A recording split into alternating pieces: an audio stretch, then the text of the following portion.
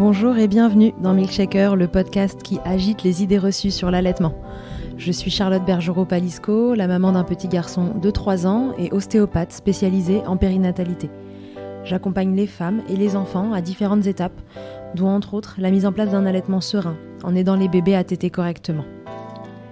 Ce podcast, je l'ai imaginé pour vous offrir des témoignages variés, des expériences de familles qui ont allaité plus ou moins longtemps et avec plus ou moins de facilité. Ici, vous découvrirez l'allaitement sous toutes ses coutures. Vous pourrez aussi vous informer auprès de professionnels, tous spécialisés dans le domaine, pour vous apporter, lors d'épisodes experts, les informations les plus justes et savoir comment vous orienter en cas de difficulté. Mon objectif est simple, offrir ces informations à toute mère, famille et tout professionnel qui souhaite se renseigner sur le sujet. Que chacun puisse faire ses choix de façon éclairée et casser les idées reçues qui circulent pour vous rendre l'allaitement plus accessible, plus facile, normal, banal même, et ce, qu'importe vos envies et votre projet. Ce qui aide ces informations à se diffuser pour que le plus grand nombre puisse en bénéficier et qui permet à Milkshaker de continuer de s'agiter, c'est vous, par vos partages autour de vous, sur les réseaux, vos écoutes, mais aussi vos notes ou étoiles sur les plateformes d'écoute. Alors je vous serai très reconnaissante de prendre une minute pour soutenir ce projet. Et maintenant, place à l'épisode. Je suis très contente de recevoir à nouveau Marie Ruffier-Bourdet, alias Ergomums sur les réseaux dans Milkshaker. Elle revient aujourd'hui pour nous parler d'un sujet très fréquent, la préférence sein-solide, comme elle l'appelle. Mais pour être précis, il faudrait parler de la préférence lait solide, car vous verrez que cela ne concerne pas que les bébés allaités. C'est donc le fait pour un bébé de refuser la diversification, pour faire simple. Elle va nous expliquer comment on la repère, à partir de quel âge on observe ces signes, ce qu'on peut faire en prévention et si on sent que cela s'installe. Car un enfant qui ne veut pas manger, on sait tous comment cela peut devenir anxiogène et source de conseils non sollicités. Vous aurez dans cet épisode toutes les infos pour comprendre ce qu'il se passe et des pistes pour sortir des difficultés. Car oui, ce sont bien des difficultés et rassurez-vous, ce n'est pas une fatalité. Donc c'est parti pour tout comprendre à la préférence sein solide. Salut Marie, bienvenue dans Milkshaker, je suis ravie de te retrouver aujourd'hui pour un nouvel épisode. Toujours ravie de participer avec toi à des épisodes, Charlotte. Alors, donc Marie, est-ce que tu peux déjà nous rappeler qui tu es, ce que tu fais dans la vie et le sujet sur lequel je te demande d'intervenir aujourd'hui, c'est la préférence sein solide, tu vas nous en dire plus juste après, mais présente-toi. Donc moi, je suis Marie Ruffier-Bourdet, je suis ergothérapeute. J'ai un cabinet sur Dijon où j'accueille des jeunes enfants qui ont des troubles de l'alimentation en pédiatrie. Et puis à côté de ça, je suis nouvellement autrice, puisque j'ai écrit justement un livre chez Hachette Marabout sur mes premiers repas avec plaisir et sans stress, parce que l'idée aussi, au travers mon autre société qui s'appelle Ergomums, eh bien, c'est d'accompagner les parents dans la diversification alimentaire de leur enfant et dans toutes les questions sur l'alimentation, notamment entre 0 et 2 ans. Ouais, j'ai reçu ce livre parce que Marie m'a fait le plaisir de me l'envoyer. Je l'ai lu et franchement, c'est un super outil pour vous pour aborder la diversification et l'alimentation de votre enfant en règle générale. On y parle aussi allaitement, on y parle biberon, on y parle voilà tout ce qui vient à la bouche de votre enfant et franchement, c'est hyper intéressant donc je vous le conseille. C'est un super cadeau aussi à offrir à une maman. En cadeau de naissance, je trouve que voilà, c'est une belle idée plutôt que d'acheter des bodys. Acheter le livre de Marie, franchement, il est top. Merci. Ok Marie, donc du coup, aujourd'hui, on s'est dit qu'on allait parler d'un nouveau sujet. Je vous invite à éventuellement écouter ou réécouter Marie sur les épisodes qu'on a fait précédemment. On a fait un épisode sur sensibilité et sensorialité et allaitement. Il me semble que c'est le numéro 25 de Milkshaker, qui est d'une richesse incroyable. Alors, peut-être que le titre ne vous interpelle pas plus que ça en tant que parent, mais c'est vrai qu'on l'avait un peu axé professionnel, mais vraiment, il est hyper intéressant. Vous pouvez reconnaître des signes chez vos enfants qui peuvent vous laisser entendre qu'il y a quelque chose à travailler et je le trouve super intéressant. Moi, en tout cas, j'ai beaucoup appris à échanger avec Marie autour de cet épisode. Et puis, on en avait déjà fait un sur la diversification, dont je vais vous redonner le numéro tout de suite. C'est l'épisode 42 sur la diversification avec Marie. Et aujourd'hui, ça va être un peu une sorte de complément à cet épisode-là. On va parler de ce que Marie appelle la préférence sein solide. Elle va vous le dire très vite, ça concerne aussi les bébés qui sont biberonnés. Et donc, comment un bébé qui a des difficultés à s'intéresser au solide, comment on le repère et comment on va pouvoir un peu l'aider. au quotidien. Donc voilà, ça va venir compléter l'épisode sur la diversification. Si vous ne l'avez pas déjà fait, je vous invite à écouter ces 2 premiers épisodes. Ils sont vraiment super instructifs et vous allez y trouver beaucoup d'informations. Donc Marie, pour commencer, première question que j'ai envie de te poser, c'est déjà, qu'est-ce que c'est que la préférence sein solide ? Eh ben, la préférence sein solide, ça va être un bébé qui ne va pas vouloir passer à l'alimentation solide. Par alimentation solide, on appelle, ça peut être la purée, mais ça peut être aussi les morceaux. C'est-à-dire que c'est pas forcément que les morceaux. Et donc le bébé va se réfugier dans l'alimentation lactée. Il va d'ailleurs rester dans cette alimentation, soit en allaitement ou que ce soit au biberon. Comment on peut repérer que son bébé fait une préférence sein solide ? Alors, on va parler de lune de miel, mais pas de lune de miel de mariage, de lune de miel pour la diversification. C'est-à-dire qu'on estime qu'il y a des phases propices à des étapes dans le développement de l'enfant. Et notamment, la phase propice pour l'alimentation, c'est 6-12 mois. Ça veut dire que pendant cette phase-là, le bébé va mettre à la bouche tout ce qui se mange et tout ce qui ne se mange pas. Donc, si on observe que son bébé ne met pas à la bouche ou met à la bouche des choses qui ne se mangent pas, et identifie les choses qui se mangent et ne veut pas les mettre à la bouche, ça doit nous interpeller puisqu'il nous montre justement une faiblesse dans la transition entre l'alimentation lactée et l'alimentation solide qui doit se faire entre 4 mois révolus et 6 mois. Ok, très bien. Donc du coup, le premier signe, c'est mon bébé ne met rien à la bouche. Oui, ou choisi, c'est-à-dire qu'il peut aussi très bien un bébé qui explore tout quand c'est pas des aliments, et dès qu'on lui donne un aliment, et ben paf, il le met plus à la bouche et il nous montre que pour lui, l'aliment c'est compliqué. Très bien. Et donc ça, c'est les 6-12 mois, mais dès 4 mois révolus, on va pouvoir observer des choses. C'est ça ? Totalement, c'est-à-dire que dès les premières propositions alimentaires, dans mes retours cliniques, on observe des bébés qui vont être plus sensibles, avec plus de mimiques, plus de nauséeux, plus de refus, plus de comportements où ils vont se mettre à pleurer dans le transat, dans la chaise haute, où ils nous montrent que c'est un moment qui n'est pas agréable pour eux. Est-ce qu'on peut rappeler quel est le bon moment pour diversifier un bébé ? Quel signe on doit repérer chez son bébé qui nous laisse penser que la diversification, c'est le moment pour lui ? Alors, souvent, il nous montre qu'il est intéressé. Et c'est ça qui nous interpelle. Et il va avoir cette capacité, justement, d'emmener ses petits hochets à la bouche de façon autonome. Et on sait qu'aussi, cette période de 4 mois révolus va permettre une diminution des faiblesses au niveau des allergènes aussi. C'est-à-dire que diversifier, en tout cas proposer des allergènes entre 4 mois révolus et 6 mois, notamment chez les bébés qui ont des terrains sensibles, va faire qu'on va diminuer le risque de développer ces allergies. Et donc, à partir de la tenue assise, on peut proposer des morceaux. Mais le fait de proposer des purées avant les morceaux n'est pas incompatible. C'est-à-dire que vous pouvez commencer par les purées et quand il se tient assis, proposer des morceaux. Donc souvent, la tenue assise, c'est entre 6 et 9 mois en fonction des enfants. Mais disons que ça va être ces périodes-là qui vont être propices au développement alimentaire en purée ou en morceaux. Ok, donc mon bébé ne tient pas assis tout seul entre 4 et 6. Je peux, s'il a l'air intéressé, démarrer sur les purées, etc. Une fois qu'il tient assis, c'est le moment où on va pouvoir envisager de proposer les morceaux. Mais dans il tient assis, c'est il tient assis quand je le pose et pas nécessairement il est allé s'asseoir tout seul, ce qui est différent. Parce que nous, en tant que thérapeute manuel, on est assez intransigeant sur le fait qu'on essaye de diminuer les phases, tu vois, où on assoit les bébés sans qu'ils soient allés s'asseoir tout seuls. On le fait qu'au moment des repas. Mais on ne s'attarde pas sur cette notion-là. S'il tient assis dans sa chaise haute pour le temps du repas, c'est OK. Et ça sera pas, tu seras d'accord avec moi, ce n'est pas néfaste dans le développement de l'enfant de le mettre assis pour manger sur le temps. Une fois qu'il a fini de manger, on le remet dos au sol par terre et il continue son exploration. Mais c'est pas 15 à 30 minutes qui va changer en fait le développement sensorimoteur. Tout à fait. Nous, ce qu'on veut en tant que thérapeute manuel, c'est que les bébés en fait acquièrent ce passage de la position ventrale, 4 pattes ou tout ce que vous voulez, jusqu'à la position assis, parce que c'est cette proprioception aussi en partie qu'ils prennent en poussant sur leurs mains, en passant les fesses d'un côté, de l'autre, qui fait qu'ils vont avoir cette position trépied qui va être stable une fois qu'ils seront assis. Sinon, en fait, si vous les asseyez avant qu'ils soient allés s'asseoir tout seuls, hors cadre d'une chaise haute qui est sécurisée, etc., déjà vous risquez qu'ils tombent et qu'ils se mettent la tête par terre et personne n'a envie d'aller aux urgences pour ça, parce que ça arrive plusieurs fois par jour. Et en plus, voilà, au niveau proprioception, c'est pas OK. Au niveau moteur non plus, ça lui fait... Les bébés ont un programme moteur qui est intégré.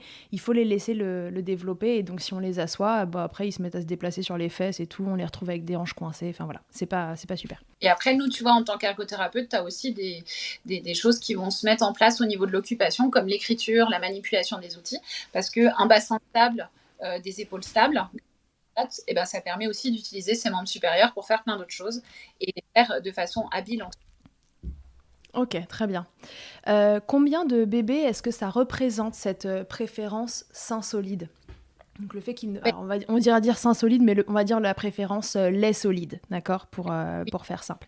Écoute, c'est quand même une prévalence qui est pas négligeable, puisqu'on a jusqu'à parfois 50% des consultations en pédiatrie qui existent à cause d'une difficulté alimentaire. C'est-à-dire qu'à peu près 50% des parents vont aller consulter pour une plainte alimentaire. Alors, elles peuvent être de toutes sortes, mais on a quand même pas mal de parents qui vont se poser la question sur le passage à l'alimentation solide. Donc, c'est pas un pourcentage négligeable dans les difficultés que rencontrent les parents sur l'occupation du repas. Ok. Difficulté alimentaire ne veut pas dire trouble alimentaire, trouble de l'oralité, etc. C'est voilà, une difficulté peut se transformer en trouble si ça s'améliore pas, c'est ça? Ouais, tout à fait. Et je pense qu'on peut même préciser que, entre guillemets, il y a 3 à 10% qui vont pérenniser sur des troubles de l'alimentation. Et une des études que j'ai lues il n'y a pas très longtemps montrait très clairement que l'anxiété parentale, c'est-à-dire le fait que des professionnels de santé laissent les parents seuls, dans le sens ça va passer, vous inquiétez pas, il est allaité, il a tout, mais que les parents ne savent pas comment amener l'alimentation solide et peuvent parfois l'amener maladroitement aussi, ou avoir un tel stress parce que ça ne marche pas, que ça peut favoriser le développement de troubles. Donc, dans le sens où la prévention et l'accompagnement précoce quand il y a une difficulté alimentaire est indispensable à un développement alimentaire serein, ensuite, que ce soit pour les parents ou pour l'enfant. Donc, question à laquelle on a déjà à moitié répondu, mais est-ce que c'est spécifique à l'allaitement? Est-ce qu'on peut parler donc de préférence sein solide? Et est-ce que c'est plus fréquent au sein qu'au biberon? Parce que l'allaitement, dans ces cas-là, est toujours incriminé. Un bébé qui veut pas manger, mais qui est au sein, oui, mais il veut que le sein de sa mère, tu devrais arrêter de l'allaiter. C'est un nid à idées reçues et à conseils non sollicités, cette histoire. Qu'est-ce que tu peux nous dire là-dessus? Alors, ce qui va me chagriner, et tu l'as soulevé, c'est que malheureusement, quand ça arrive à une maman qui allaite, on va remettre en cause son allaitement. C'est-à-dire que, comme si c'était magique, on va lui dire d'arrêter d'allaiter pour que le bébé passe au morceau. Alors, déjà, cette recommandation est fausse, et 2, elle est dangereuse parce qu'en fait, l'enfant qui n'arrive pas à passer au morceau, il a besoin de cet allaitement pour grandir et grossir. Donc ça, je voulais le dire parce que c'est important que les mamans l'entendent aussi, que les professionnels l'entendent et qu'on n'ait plus ce discours-là qui est un discours qui est faux et dangereux. Mais on sait que malheureusement, il y a plus de mamans biberonnantes que de mamans allaitantes, notamment à 6 mois au moment de la diversification, parce qu'on n'est pas encore des super bien en France par rapport à l'allaitement. Ça progresse, mais c'est pas encore majeur. Donc, on a beaucoup de bébés biberonnés qui vont aussi avoir cette difficulté. Et plus de bébés biberonnés que de bébés allaités, parce qu'il y a plus de bébés biberonnés que de bébés allaités. Donc, dans la proportion, c'est quelque chose qui va... Et il faut que les mamans entendent et que les professionnels de santé entendent que la difficulté de passage au morceau, elle n'est pas liée à la façon dont on nourrit l'enfant en alimentation lactée. D'accord? Donc, que ce soit biberon ou sein, enfant présenter la même difficulté dans la transition vers l'alimentation solide. Ok, ouais, super. Je pense que c'était important de le rappeler parce que c'est quand même souvent incriminé dans les histoires d'allaitement. Et donc, c'est pas votre allaitement le problème, c'est votre bébé qui présente une difficulté et il va falloir trouver laquelle. Totalement. Donc, quand est-ce que je m'inquiète, entre guillemets? Est-ce que je m'inquiète aux 6 mois, âge de la diversification? Est-ce que je m'inquiète tout de suite si à 4 mois et demi, mon bébé ne veut pas manger? Qu'est-ce qui doit m'alerter déjà? Alors, redis-nous les signes que le bébé présente quand on lui amène cette alimentation à la bouche et qui peuvent laisser penser qu'il montre une difficulté. Et quand est-ce que je m'inquiète? Alors déjà, c'est un bébé où, par exemple, tu vas lui poser une cuillère pré-remplie de purée et il va absolument pas la prendre et absolument pas la mettre automatiquement à la bouche, d'accord? Tu vas lui mettre des aliments devant lui, il va pas y toucher. Et je dirais même que le bébé qui a pas de problème dans cette transition alimentation lactée solide, tu sais, tu vas l'avoir sur tes genoux, tu as ton assiette devant toi, et en fait, tu es obligé de pousser ton assiette parce que sinon, il est en train de tout trifouiller et tout mettre à sa bouche.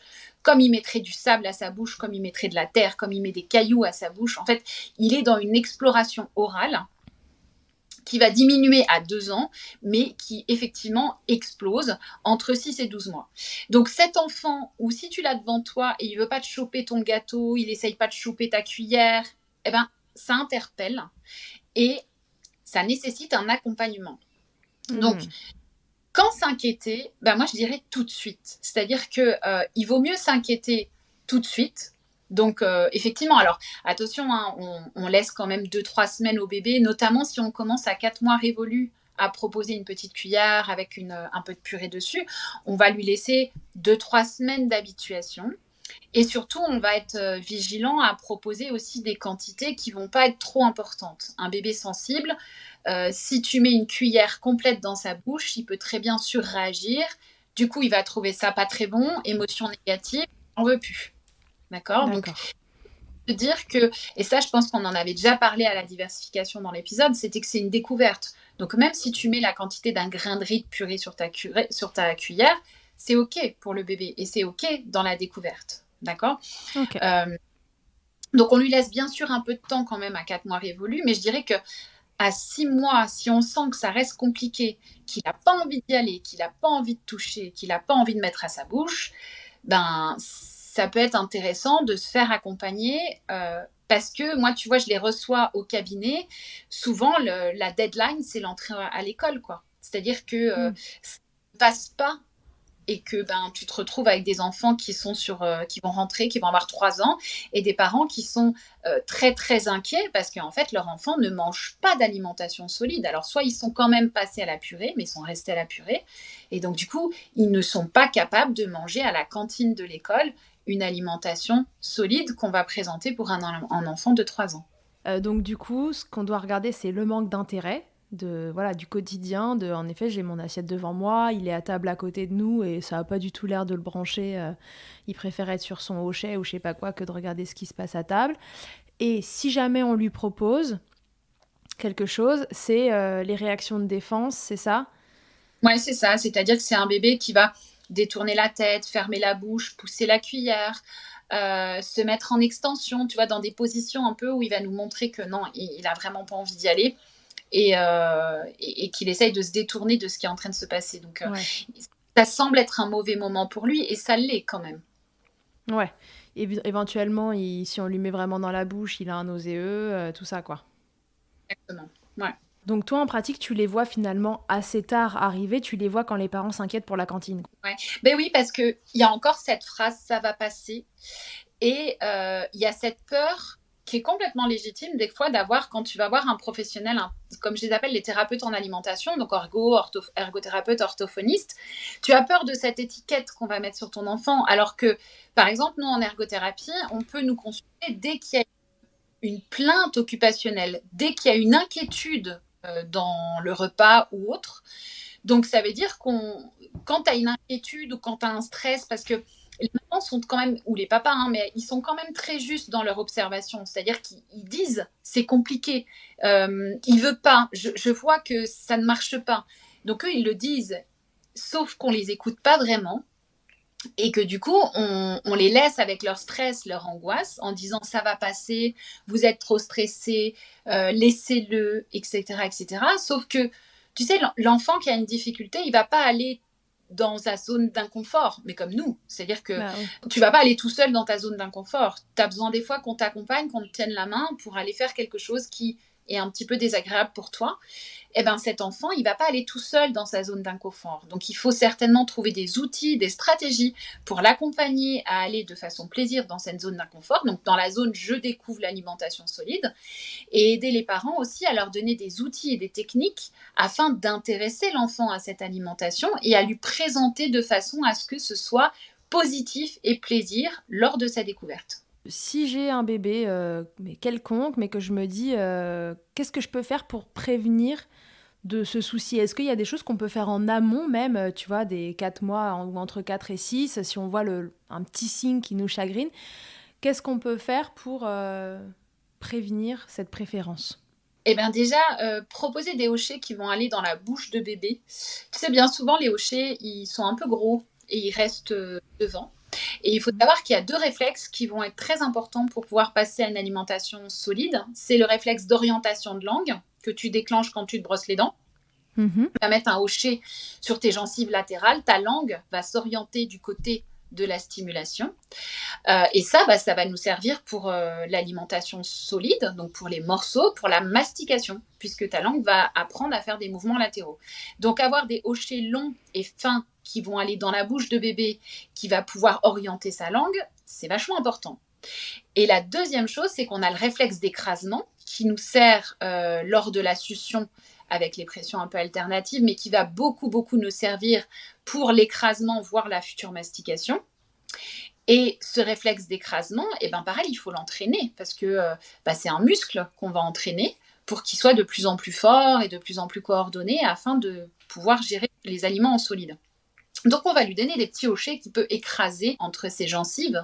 Donc ça, c'est déjà la première chose qu'on peut mettre en place et très tôt. C'est-à-dire qu'avant 4 mois révolus, le bébé, il peut manipuler des petits hochets et les mettre dans sa bouche. T'as des styles T'as des styles de hochets à nous préconiser? Alors moi, j'aime bien les Angel Bliss. Alors, c'est cracra parce que c'est Amazon, entre guillemets. Mais alors je sais, mais réellement en France, je n'ai pas trouvé encore un hochet made in France qui est long et qui aille sur les côtés. Donc il y a les hochets Angel Bliss qui ressemblent à des petites bananes, qui sont très bien faits en fait. Mais effectivement, on n'est pas quelque chose de top au niveau de la fabrication, mais en tout cas c'est top au niveau de l'idée. Donc moi je ne trouve que cela. Et après tu vas avoir les pré-cuillères Num Num que je m'en sers beaucoup en termes de hochets. C'est-à-dire qu'avant que l'enfant, et ça, tu vois, c'est un point aussi que je vais énoncer après, c'est qu'avant que l'enfant puisse manger avec une cuillère, on peut très bien lui donner ses pré-cuillères afin qu'il travaille l'écrasement et l'orientation. Et en plus, je vais l'habituer à ces nouveaux outils qui vont lui servir à manger. Parce que bien souvent, tu sais, on arrive le jour même, on a acheté la cuillère dans le magasin avec le super bavoir, le pot, paf, on y va. Le gamin, il n'a jamais vu une cuillère de sa vie, parce que c'est vrai, on ne lui a pas vraiment donné de cuillère avant. Et puis, on lui propose la cuillère, et puis il ne sait pas ce que c'est cet outil. Donc, il y a 2 inconnus, il y a l'outil et il y a ce qu'il y a dedans. Donc, ça fait beaucoup de choses à gérer en même temps. Il y a des enfants que ça ne va pas gêner, et il y a des enfants où ça va être quand même un peu gênant. Donc, toujours proposer un outil en amont pour que l'enfant s'habitue à ce nouvel outil. Et entre guillemets, ça peut être aussi le cas pour le biberon, par exemple. C'est ce que j'allais te dire, parce que souvent, quand les mamans, elles me disent « Oh là là, je sais pas, il veut pas de biberon, etc. » et que ça fait juste quelques jours que ça dure, je leur dis « Mais déjà, proposez-lui vide et voyez ce que ça donne, qu'il s'habitue à l'objet, qu'il l'incorpore dans son quotidien. » Autre chose qu'on peut dire aux mamans, c'est ce just timing que je parle beaucoup, beaucoup. Mais quand souvent, les mamans, on va poser en premier, tu vois, l'alimentation solide, sauf que ton bébé, il a faim. Donc, il veut s'autoréguler avec quelque chose qu'il connaît et qui va vite. Quand l'alimentation lactée va vite, tu vois, dans les trains de succion-déglutition, le bébé, au début, il les enchaîne très rapidement et ensuite, ça ralentit quand il est rassasié. Et le problème de la cuillère, c'est que ça va pas vite, il n'y a pas beaucoup de quantité, je sais pas comment faire, j'ai la dalle, donc je veux pas de ton truc qui me nourrit pas, je veux du sein ou du biberon qui va aller beaucoup plus vite. Donc c'est aussi dire, parce qu'il y a aussi ça où on dit souvent donner le biberon après. Comme si, tu sais, l'alimentation solide devait remplacer l'alimentation lactée, alors que l'alimentation lactée est là pour soutenir l'alimentation solide. Donc, en gros, je vais donner mon alimentation lactée et mon bébé, après, il sera dans sa zone verte pour découvrir les aliments solides. Et ça peut être quelque chose qui va aider aussi nos bébés un peu sensibles. Ouais, ce qui semble logique dans la mesure où on considère que la diversification est une découverte et pas, enfin, on grossit pas en mangeant des courgettes et des haricots, quoi. Je sais pas si tu arrives à manipuler les baguettes, mais tu as ton plat de sushi, tu as hyper faim, tu kiffes les sushis, tu as tes baguettes où tu laisses tomber, tu sais, tu essayes de le prendre, tu as le riz qui se barre, tu as le saumon qui se barre de l'autre côté, à un moment donné, tu sais que tu prends la fourchette, tu prends le truc, tu le mets dedans, puis tu manges, quoi. Parce qu'en fait, t'en as marre, quoi. Enfin, t'as faim, t'as envie de tes sushis, t'as pas envie de... Bah, moi, je manipule parfaitement les baguettes, mais bon. Alors, tu te rends pas compte, tu te rends pas compte que ça peut être frustrant de perdre ton saumon et de pas avoir ton saumon sur ton riz, tu vois. J'entends très bien. Bah, il faut apprendre à manipuler les baguettes, que veux-tu, Marie? Non, mais je comprends très bien l'idée. C'est très clair quand on le dit comme ça. Ouais. On a dit le petit hochet là en forme de banane, je vous remettrai la référence. Les cuillères Nunum, Ouais. qui sont super aussi et qui permettent d'appréhender l'outil avant de l'avoir dans la bouche. Ouais, et puis tu peux orienter ta langue et puis mâcher un petit peu. Et puis tu sais, ces bébés qui mettent bien à la bouche leur hochet et qui veulent pas mettre des choses qui sont alimentaires. J'aime beaucoup les hochets Holly and Carol. Qui ressemblent comme 2 gouttes d'eau à des aliments. Au point que ma grand-mère a voulu donner la banane à Victoria, en tout cas essayer de l'éplucher pendant quelques minutes sans se rendre compte que c'était pas une vraie banane.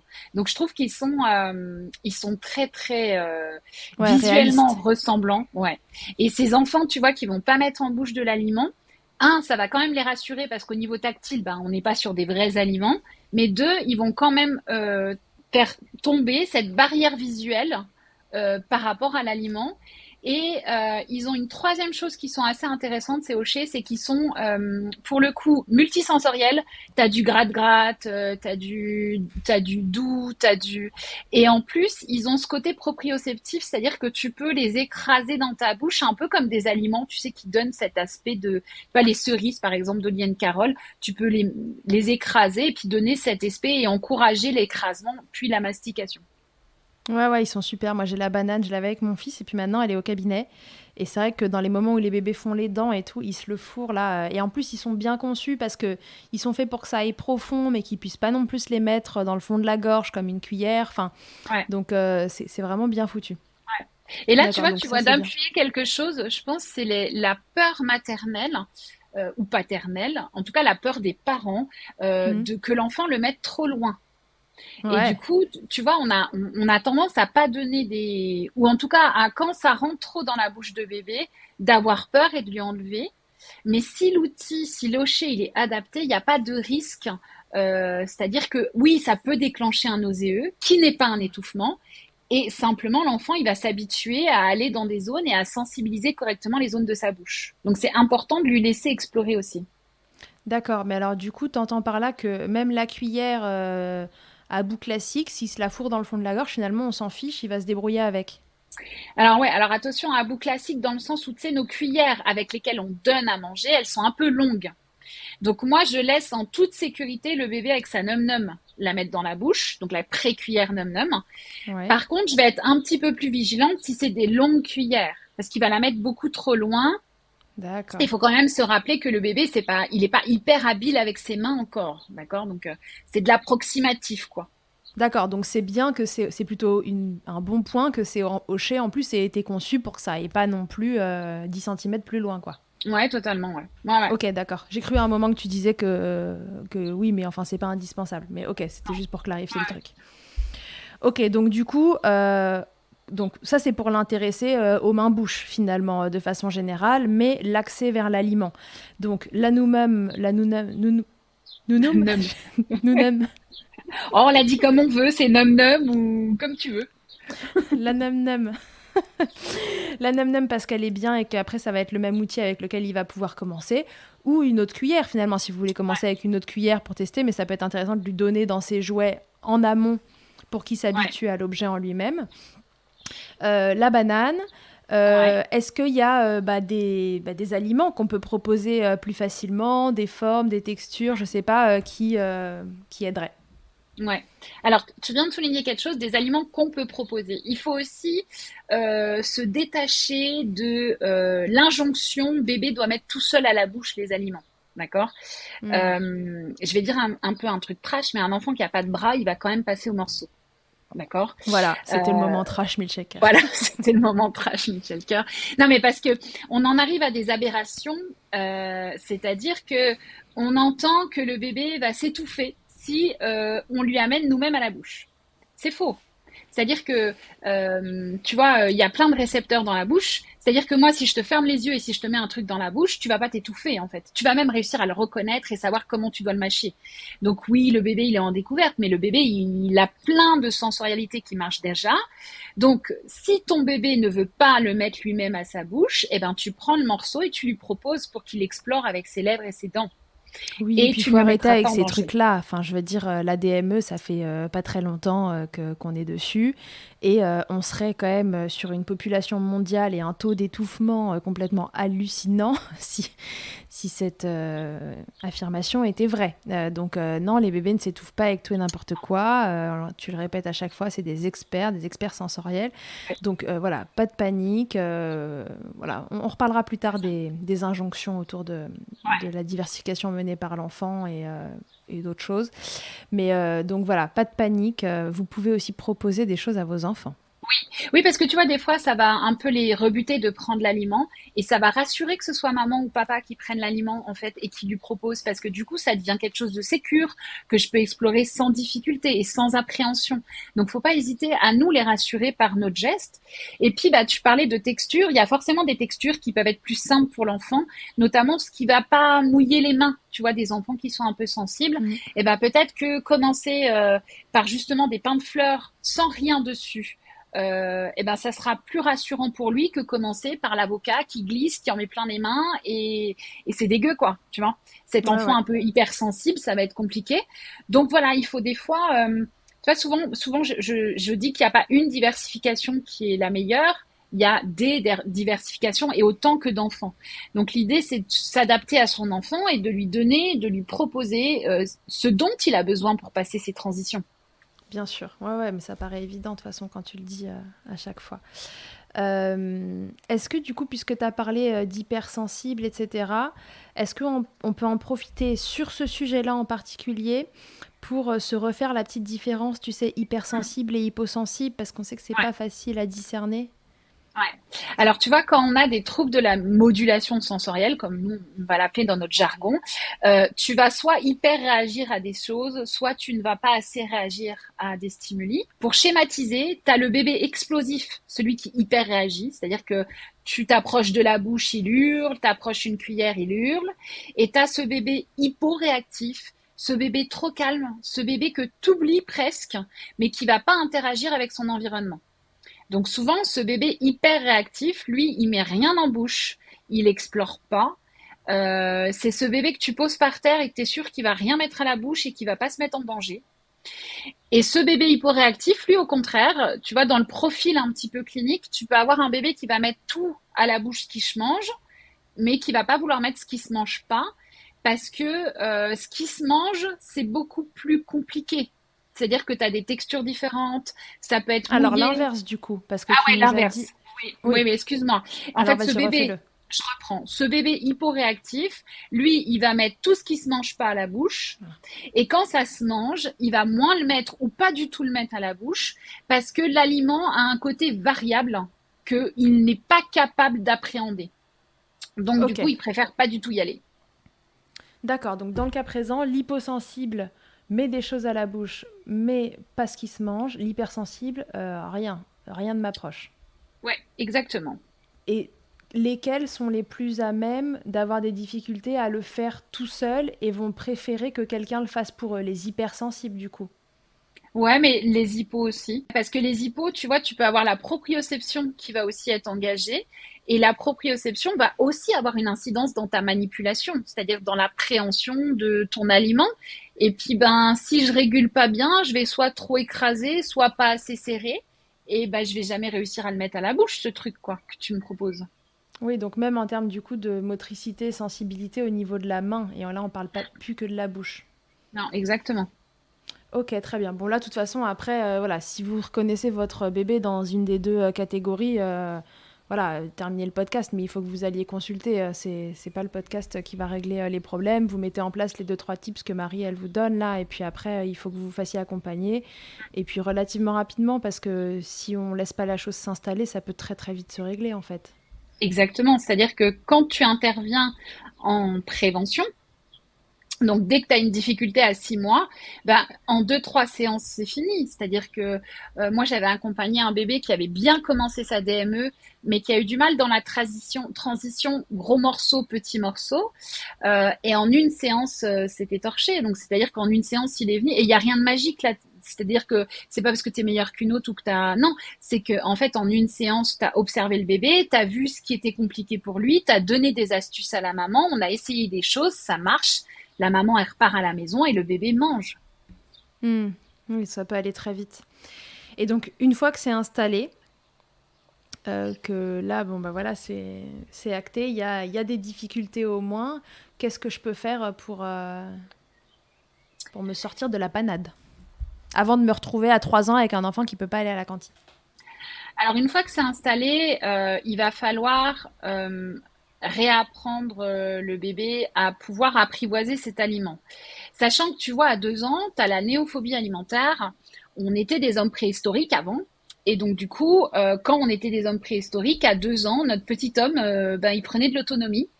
Et il fallait que son cerveau le protège de mettre à la bouche des aliments qui étaient non comestibles et qui pouvaient le tuer. Ça vient Donc, de là? cette fameuse néophobie alimentaire, elle est aussi là pour protéger l'enfant. Parce que notre enfant de 2 ans, eh ben, c'est un petit être qui grimpe, qui bouge, qui va explorer. Donc, il est moins sous surveillance de maman, entre guillemets. Donc, ça nous arrange pas dans notre schmilblick, nous, parce que arrivé à cette période-là, le petit homme, il est fait pour avoir peur de ce qu'il ne reconnaît pas. Et si je l'ai pas mangé avant, si cet aliment est complètement inconnu, il sera d'autant plus rejeté par ce petit homme. Donc, il est important, en fait, de très rapidement réapprivoiser les aliments avec tous ses sens, avec plaisir, c'est-à-dire qu'on va réapprendre petit homme à découvrir des aliments qu'il ne connaît pas et avec une notion de plaisir, sans forçage, pour pas qu'il inscrive une mauvaise émotion sur les aliments et notamment les aliments en morceaux. Et pour ça, on va proposer des séances un peu d'habituation progressive avec des tips à faire à la maison d'une séance à l'autre. Très souvent, on entend les parents nous dire qu'on leur a dit que si, il fallait qu'ils mangent, que c'était important, si éventuellement en plus il y a un sujet poids, c'est chez cet enfant-là. Je pense aux bébés qui sont nés prématurés, où c'est comme si, tu vois, il y avait quelque chose qui planait toujours au-dessus de ces enfants, où il faut qu'ils mangent, quoi. C'est le nerf de la guerre, il faut qu'ils grossissent assez. On est d'accord qu'il ne faut pas forcer les enfants à manger. Il faut jamais forcer. Et là, tu vois, on va dire, ah ouais, mais c'est votre truc d'éducation bienveillante, machin. Pas du tout. En fait, c'est vraiment les études qui mettent en avant que les attitudes de forçage, de pression parentale vont avoir un effet délétère sur la performance du repas, donc la sérénité du repas. Et que surtout, il y a un 8e sens qui s'appelle l'interoception. Et dedans, dans l'interoception, on a les émotions, on a la faim, la satiété, la douleur, la température, le remplissage du rectum, enfin toutes ces choses-là. Ouais. Et que tout ce qui va être proposé à l'enfant avec émotion négative va être engrammé dans l'insula, donc dans notre cerveau de façon négative. Et donc, on va garder un souvenir négatif et qu'on peut même avoir des manifestations organiques de ce souvenir. C'est-à-dire que si on a tous parfois été forcés à l'école à manger des aliments qui étaient pas OK pour nous, et en fait, ça peut laisser des traumatismes. C'est-à-dire que rien qu'à l'évocation de l'aliment, la sensation ou l'odeur de cet aliment, tu vas juste avoir la nausée ou envie de vomir, qui n'est pas un nauséeux sensitif, mais qui est un nauséeux émotionnel. Parce qu'en fait, ton cerveau a mémorisé le fait que ce soit très très négatif comme émotion et qu'il faut surtout pas que ça se reproduise. Donc, il se met en comportement de défense. Voilà, donc on force pas un enfant à manger, on cherche des solutions autrement. Il y a des solutions. Ouais. Et surtout, tu vas manger, avaler, c'est une finalité en fait. Et qu'il y a plein d'autres choses à faire avant d'avaler que de sentir, mettre sur les lèvres, apprendre à cracher. Il n'y a rien de plus angoissant que de ne pas pouvoir cracher un aliment que tu n'arrives pas encore à maîtriser. Et qu'en fait, quand tu vas dire goûte à ton enfant, quand tu dois le passer de l'alimentation lactée à l'alimentation solide, et ben déjà tu peux lui donner de l'anxiété. Par contre, si tu lui dis est-ce que tu arrives à le sentir, bah c'est pas la même chose et c'est pas la même. Tu lui demandes pas, c'est pas le même défi que tu lui demandes. Donc il y a un défi qui est réalisable et l'autre qui n'est pas encore réalisable. Donc tu vois quand on dit goûte au moins, je dirais c'est goûte, c'est la fin en fait. Sans au moins, peut-être on peut le dire, mais goûte au moins, non. Ok, d'accord. Ouais, donc on force pas quoi, ça sert à rien. On peut l'aider à percevoir, donc regarder, toucher, mettre sur les lèvres. Tu parles de faire des bisous des fois Ouais. aux aliments, Oui, c'est oui, ça? ouais, ouais. Ouais, bah c'est tout simple. Un enfant qui a pas voulu manger un aliment, enfin qui a pas pu le manger, souvent, ben, on va les mettre à la poubelle et puis on va dire au revoir à la pomme de terre, puis on va dire au revoir à la tomate, puis on va dire au revoir en faisant un bisou, quoi. Donc, Ok. et c'est ok. Et du coup, bah ça, c'est déjà une grande victoire, tu vois. Même s'il l'a pas mangé, il l'a découvert en termes de texture, en termes de goût et d'olfaction. Ouais, ok, très bien. Et donc voilà, au moindre comportement d'évitement, en tout cas, on ne force pas. Ça, c'est Non, important. Et on jamais, rappelle, les jamais. comportements d'évitement, c'est le bébé qui détourne la tête, il pleure, le nauséeux, il Ouais. pousse la cuillère, enfin voilà, il se met en Ferme la extension. bouche. Ouais, Il ouais. montre que c'est pas ce qu'il veut et les bébés savent très bien montrer ça. Ils communiquent très bien hein, là-dessus. Ouais. Donc voilà, si on voulait résumer tout ça, on se dirait que bon bah déjà on force pas, on observe son bébé, est-ce qu'il est attiré, pas attiré par ce qui se passe, est-ce que quand on lui propose, est-ce qu'il prend tout seul, est-ce que s'il prend pas tout seul, est-ce que quand on lui propose c'est rassurant, oui, non, est-ce que juste regarder, toucher, sentir, mettre sur les lèvres, est-ce que c'est possible? Et si jamais on voit qu'il y a quelque chose qui va pas, bah voilà, on peut essayer plein de choses, mais ne rien forcer et surtout se faire accompagner, ne pas rester seul dans cette histoire-là, parce que visiblement ça peut se régler très vite. En plus, hein, Ouais, ce serait quand même ouais, dommage ouais. de pas se faire accompagner dans ces conditions. Et donc, et on dédramatise parce que finalement c'est très fréquent. 50% des consultations sur des difficultés alimentaires, ça veut dire que voilà, il y en a une partie qui se règle spontanément déjà, donc ça c'est bon Ouais. signe. Et que si c'est pas votre cas, bah ça peut se régler relativement facilement quand même avec des consultations. Qui vient travailler ça? Donc les ergothérapeutes, j'imagine, qui sont spécialisés dans le domaine, et les orthophonistes. Alors, faut être spécialisé dans cet accompagnement du bébé et du tout petit et dans ces transitions-là aussi. C'est-à-dire que, tu sais, on est très bien formé. J'ai parlé pour ma part, je parlerai pas au nom de mes collègues orthophonistes, mais on est assez bien formé sur le trouble. Alors nous, en ergothérapie, on apprend à être formé sur la performance occupationnelle, c'est-à-dire tu vois, ton occupation, là en l'occurrence le repas, est-ce que elle est satisfaisante ou pas? Donc là, on va demander aux parents, est-ce que la façon dont votre enfant mange est satisfaisante pour vous? Et s'ils te répondent, bah non, c'est de l'anxiété, c'est des cris, c'est des pleurs, ils détournent la tête, eh ben nous, on va intervenir en tant qu'ergothérapeute pour que on rétablisse un repas qui est serein. Enfin, les repas, c'est quand même 4 fois par jour, quoi. Donc c'est pas une Hmm. occupation qui est anodine dans la vie des parents et dans la vie de l'enfant. Donc si l'enfant n'est pas bien, si les parents sont pas bien, nous en tant qu'ergothérapeute, on a le devoir de les accompagner sur l'occupation quand on est formé aussi à accompagner ça. Tout le monde n'est pas formé et tout le monde ne souhaite pas non plus faire cette spécialité-là.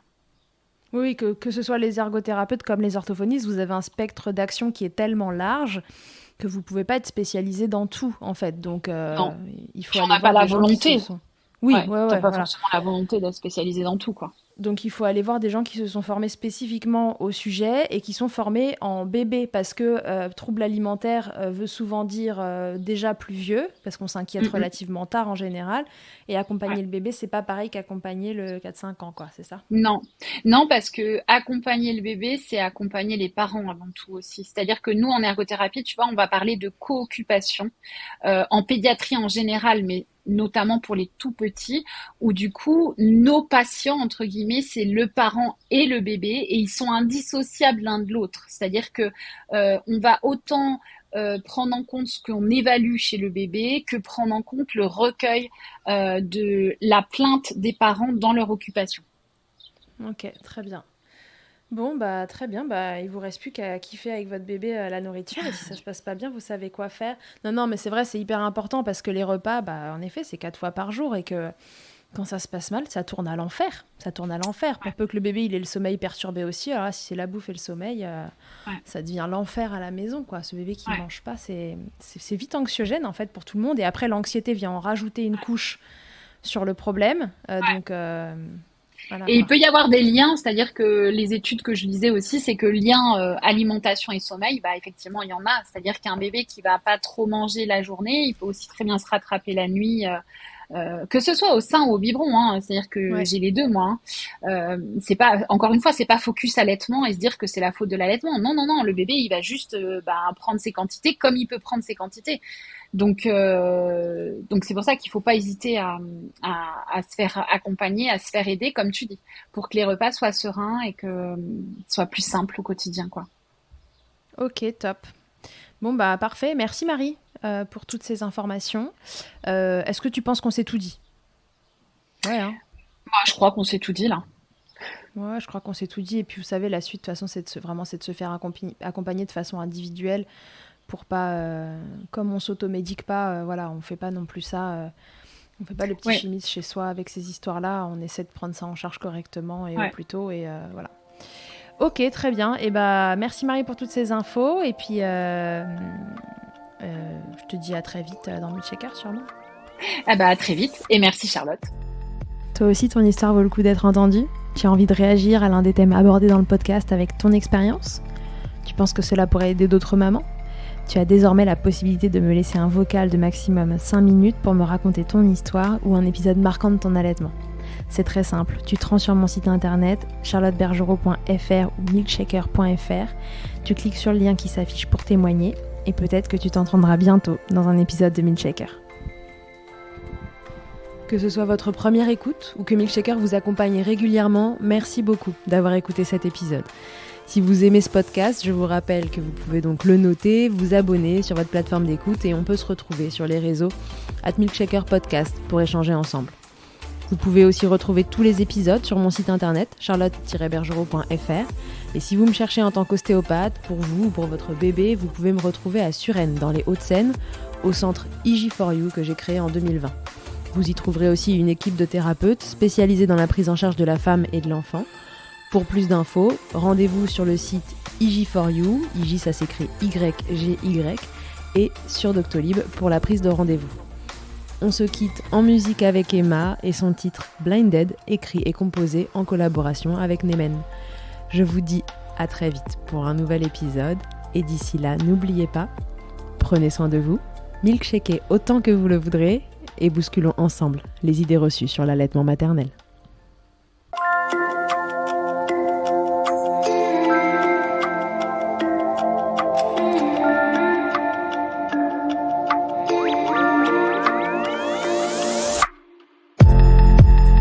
Played it all for nights, crocodiles on drive. Crazy, 'cause believe me, I'm freaking out inside.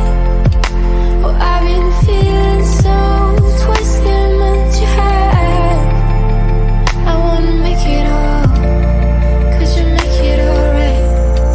'Cause I've been living inside my mind 24/7.